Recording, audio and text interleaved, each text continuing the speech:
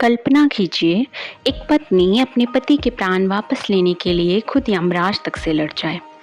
Imagine अपने प्रेम, विश्वास और बुद्धिमानी से वो मृत्यु को भी हरा दे। ये कहानी है सावित्री और सत्यवान की, और इसी कहानी से जुड़ा है हिंदू धर्म का बेहद पवित्र व्रत, वट सावित्री व्रत।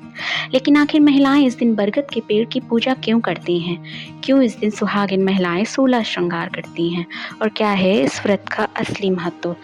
आइए जानते हैं। वट सावित्री व्रत ज्येष्ठ महीने की अमावस्या के दिन मनाया जाता है। भारत के अलग अलग राज्यों में इसे अलग तरीकों से मनाया जाता है, लेकिन इसका उद्देश्य एक ही होता है: पति की लंबी उम्र, परिवार की खुशहाली और वैवाहिक जीवन की सुख शांति। इस दिन मंदिरों और बरगद के पेड़ों के आसपास सुबह से ही महिलाओं की भीड़ दिखाई देती है। हर तरफ पूजा की थालियां, रंग बिरंगी चूड़ियाँ, साड़ियाँ, चूड़ियों की खनक और भक्ति का सुंदर माहौल देखने को मिलता है। वट सावित्री के दिन महिलाएं सुबह जल्दी उठती हैं, स्नान करने के बाद नए या सुंदर पारंपरिक कपड़े पहनती हैं। कई महिलाएं लाल, पीली व हरी साड़ी पहनती हैं क्योंकि उन्हें शुभ माना जाता है। फिर 16 श्रृंगार करती हैं, जैसे बिंदी, सिंदूर, चूड़ियाँ, पायल, बिछिया, मंगलसूत्र और गहने। इसके बाद पूजा की थाली को तैयार किया जाता है, जिसमें फल, फूल, दीपक, धूप, मिठाई, रोली और धागा रखा जाता है। कुछ जगह खरबूजे भी रखे जाते हैं।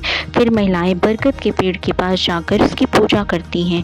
पेड़ के चारों ओर धागा बांधकर परिक्रमा की जाती है और पति की लंबी उम्र की कामना की जाती है।